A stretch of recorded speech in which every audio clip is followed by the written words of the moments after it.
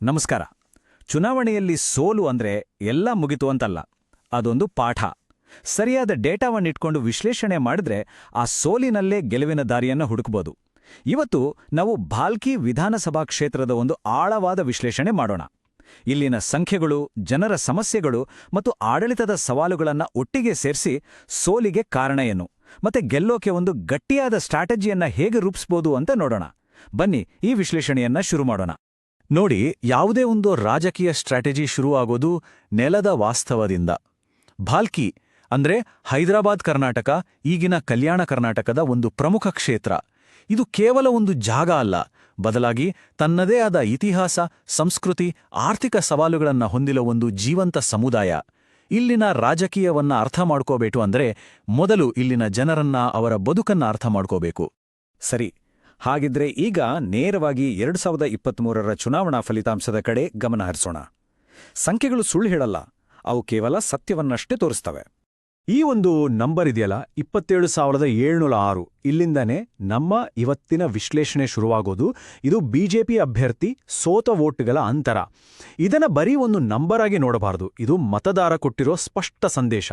ಆಡಳಿತಕ್ಕೂ ಜನರಿಗೂ ನಡುವೆ ಎಷ್ಟೊಂದು ಅಂತರ ಇದೆ ಅನ್ನೋದಕ್ಕೆ ಇದೊಂದು ಅಳತೆಗೋಲು. ಈ ಟೇಬಲ್ನ ಗಮನಿಸಿ. 2018ಗೆ ಹೋಲಿಸಿದ್ರೆ 2023ರಲ್ಲಿ 2 ಪಕ್ಷಗಳ ವೋಟ್ ಜಾಸ್ತಿಯಾಗಿದೆ. ಬಿಜೆಪಿ ಕೂಡ ಹೆಚ್ಚು ವೋಟ್ಗಳನ್ನ ಪಡೆದಿದೆ. ಆದರೆ ಆಶ್ಚರ್ಯ ಅಂದ್ರೆ ಗೆಲುವಿನ ಅಂತರ ಕೂಡ ಜಾಸ್ತಿಯಾಗಿದೆ. ಏನಿದ್ರ ಅರ್ಥ ಅಂದ್ರೆ ಪಕ್ಷ ತನ್ನ ಕೋರ್ ವೋಟರ್ಸನ್ನ ಉಳಿಸ್ಕೊಂಡಿದೆ, ಆದ್ರೆ ಹೊಸ ಮತದಾರರನ್ನ ಅಥವಾ ತಟಸ್ಥ ಮತದಾರರನ್ನ ತನ್ನ ಕರೆಗೆ ಸೆಳೆಯೋಕ್ ಆಗಿಲ್ಲ. ಆ ವೋಟ್ಗಳು ಸ್ಪಷ್ಟವಾಗಿ ಕಾಂಗ್ರೆಸ್ ಕಡೆ ಹೋಗಿವೆ. ಇದೇ ಸೋಲಿಗೆ ಮೂಲ ಕಾರಣ. ಸರಿ, ಈ ಸಂಖ್ಯೆಗಳ ಹಿಂದಿನ ಅಸ್ಲಿ ಕಥೆ ಏನು ಅಂತ ತಿಳ್ಕೋಬೇಕು ಅಂದ್ರೆ ನಾವು ಜನರ ಹತ್ರ ಹೋಗ್ಬೇಕು. ಅವರ ದಿನನಿತ್ಯದ ಬದುಕು, ಅವರ ಕಷ್ಟಗಳು, ಅದನ್ನ ಅರ್ಥ ಮಾಡ್ಕೋಬೇಕು. ಆಡಳಿತದ ನಿಜವಾದ ಕಥೆ ಶುರುವಾಗೋದೇ ಅಲ್ಲಿ. ಭಾಲ್ಕಿಯನ್ನ ಗಮನಿಸಿದರೆ ಇದು 85.5% ಗ್ರಾಮೀಣ ಪ್ರದೇಶ. ಅಂದ್ರೆ ಇಲ್ಲಿನ ಬಹುತೇಕ ಜನರ ಜೀವನೋಪಾಯ ಕೃಷಿ ಮತ್ತು ಹಳ್ಳಿಯ ಆರ್ಥಿಕತೆಯ ಮೇಲೆ ನಿಂತಿದೆ. ಅವರ ಸಮಸ್ಯೆಗಳೇ ಬೇರೆ, ಅವರ ಆದ್ಯತೆಗಳೇ ಬೇರೆ. ಇದನ್ನ ಮೊದಲು ಅರ್ಥ ಮಾಡ್ಕೋಬೇಕು.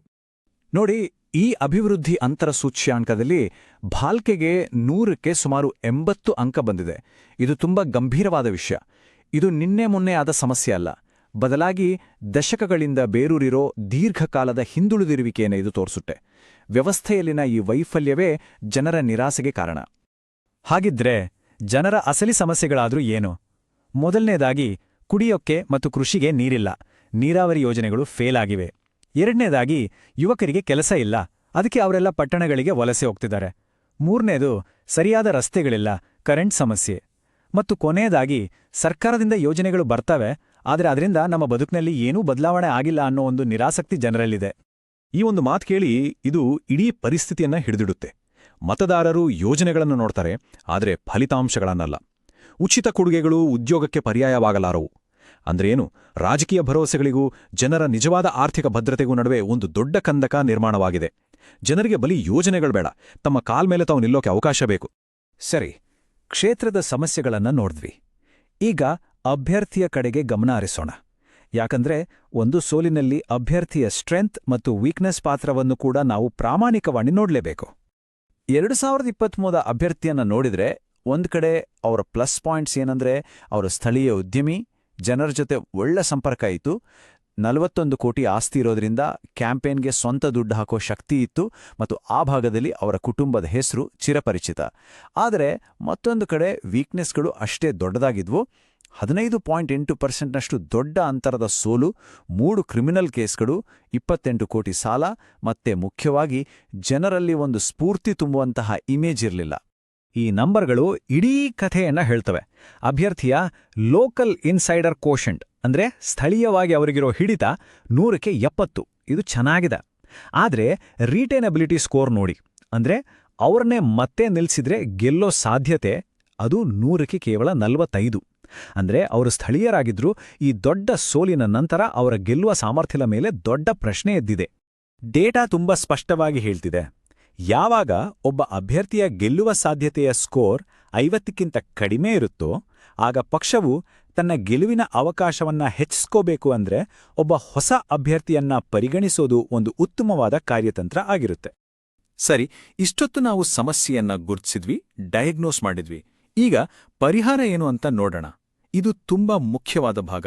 ಕೇವಲ ಎಲೆಕ್ಷನ್ ಗೆಲ್ಲೋದಲ್ಲ, ಜನರ ಮನಸ್ಸನ್ನ ಗೆಲ್ಲೋ ಒಂದು ಸ್ಪಷ್ಟ ಆಡಳಿತದ ನೀಲನಕ್ಷೆ.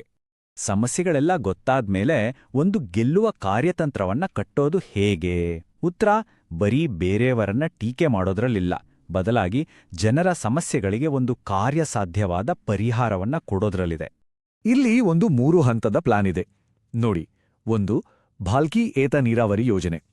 2. ಹಳ್ಳಿಗಳ ರಸ್ತೆಗಳ ವಿಸ್ತರಣೆ. ಮತ್ತು 3. ಒಂದು ಕೌಶಲ್ಯ ಮತ್ತು ಕೃಷಿ ತರಬೇತಿ ಕೇಂದ್ರದ ಸ್ಥಾಪನೆ. ಈ 3 ಯೋಜನೆಗಳು ಜನರ ಮುಖ್ಯ ಸಮಸ್ಯೆಗಳಾದ ನೀರು, ಮೂಲಸೌಕರ್ಯ ಮತ್ತು ಉದ್ಯೋಗಕ್ಕೆ ನೇರವಾದ ಉತ್ತರಗಳಾಗಿವೆ. ಭಾಲ್ಕಿ ಏತ ನೀರಾವರಿ ಯೋಜನೆಯನ್ನ ಸ್ವಲ್ಪ ಡೀಟೇಲ್ ಆಗಿ ನೋಡೋಣ. ಇದು 300 ಕೋಟಿ ರೂಪಾಯಿಗಳ ಯೋಜನೆ. ಇದರಿಂದ 10,000 ಎಕರೆ ಜಮೀನಿಗೆ ನೀರು ಸಿಗುತ್ತೆ. ಅಂದ್ರೆ ನೇರವಾಗಿ 5,000 ರೈತ ಕುಟುಂಬಗಳಿಗೆ ಲಾಭ ಆಗುತ್ತೆ. ಅಷ್ಟೇ ಅಲ್ಲ, ಬೆಳೆ ಇಳುವರಿ 40% ಹೆಚ್ಚಾಗೋ ಅಂದಾಜಿದೆ. ಇದು ಬರೀ ಒಂದು ಪ್ರಾಜೆಕ್ಟ್ ಅಲ್ಲ, ಇದು 5,000 ಕುಟುಂಬಗಳ ಭವಿಷ್ಯದ ಮೇಲಿನ ಹೂಡಿಕೆ. ಈಗ 2ನೇ ಪಾಯಿಂಟ್, ಗ್ರಾಮೀಣ ರಸ್ತೆಗಳ ವಿಸ್ತರಣೆ. ರಸ್ತೆಗಳು ಚೆನ್ನಾಗಾದ್ರೆ ರೈತರು ತಮ್ಮ ಬೆಳೆಯನ್ನ ಮಾರುಕಟ್ಟೆಗೆ ಸುಲಭವಾಗಿ ಮತ್ತು ವೇಗವಾಗಿ ತಗೊಂಡೋಗ್ಬೋದು. ಇದರಿಂದ ಅವರ ಸಾಗಾಣಿಕೆ ಖರ್ಚು ಕಡಿಮೆಯಾಗಿ ಅವರ ಲಾಭಾಂಶ ಸರಾಸರಿ 15% ಹೆಚ್ಚಾಗುತ್ತೆ. ಇದು ಬರೀ ಡಾಂಬು ರಸ್ತೆ ಅಲ್ಲ, ಇದು ಸಮೃದ್ಧಿಯ ದಾರಿ. ಮತ್ತು 3ನೇದಾಗಿ ಈ ಸಂಖ್ಯೆಯನ್ನ ಗಮನಿಸಿ. 2,000 ಉದ್ದೇಶಿಸಿರುವ ಈ ಕೌಶಲ್ಯ ಮತ್ತು ಕೃಷಿ ತರಬೇತಿ ಕೇಂದ್ರದಿಂದ ಪ್ರತಿ ವರ್ಷ 2,000 ಯುವಕರಿಗೆ ಇಲ್ಲೇ ಅವರ ಊರಲ್ಲೇ ಕೆಲಸಕ್ಕೆ ಬೇಕಾದ ತರಬೇತಿ ಸಿಗುತ್ತೆ. ಇದು ನಿರುದ್ಯೋಗ ಮತ್ತು ವಲಸೆಯ ಸಮಸ್ಯೆಗೆ ನೇರವಾದ ಪರಿಹಾರ. ಯುವಕರಿಗೆ ಅವರ ಊರಿನಲ್ಲೇ ಒಂದು ಭವಿಷ್ಯವನ್ನ ಕಟ್ಟಿಕೊಡೋ ಪ್ರಯತ್ನ. ಕೊನೆಯದಾಗಿ ಒಂದು ಪ್ರಶ್ನೆಯೊಂದಿಗೆ ಈ ವಿಶ್ಲೇಷಣೆಯನ್ನ ಮುಗಿಸೋಣ. ಬರೀ ಒಂದು ಹೊಸ ನೀಲನಕ್ಷೆ, ಒಂದು ಬ್ಲೂ ಪ್ರಿಂಟ್ ಇದ್ರೆ ಸಾಕಾಗುತ್ತಾ? ಅಥವಾ ನಿಜವಾದ ಗೆಲುವು ಬೇಕಂದ್ರೆ ನಾಯಕರು ಜನರ ಕನಸುಗಳ ಜೊತೆ, ಅವರ ಆಶೋತ್ತರಗಳ ಜೊತೆ ಕನೆಕ್ಟ್ ಆಗೋ ರೀತಿಯಲ್ಲೇ ಒಂದು ದೊಡ್ಡ ಬದಲಾವಣೆ ಆಗ್ಬೇಕಾ? ಯಾಕಂದ್ರೆ ದಿನದ ಕೊನೆಗೆ ಡೇಟಾ ಮತ್ತು ಸ್ಟ್ರಾಟಜಿ ಅನ್ನೋದು ಕೇವಲ ಸಂಖ್ಯೆಗಳಲ್ಲ, ಅವು ಜನರ ಬದುಕನ್ನ ಉತ್ತಮಪಡಿಸೋಕೆ, ಅವರ ಘನತೆಯನ್ನ ಎತ್ತಿ ಹಿಡಿಯೋಕೆ ಇರಬೇಕು. ಅದೇ ನಿಜವಾದ ಗೆಲುವು.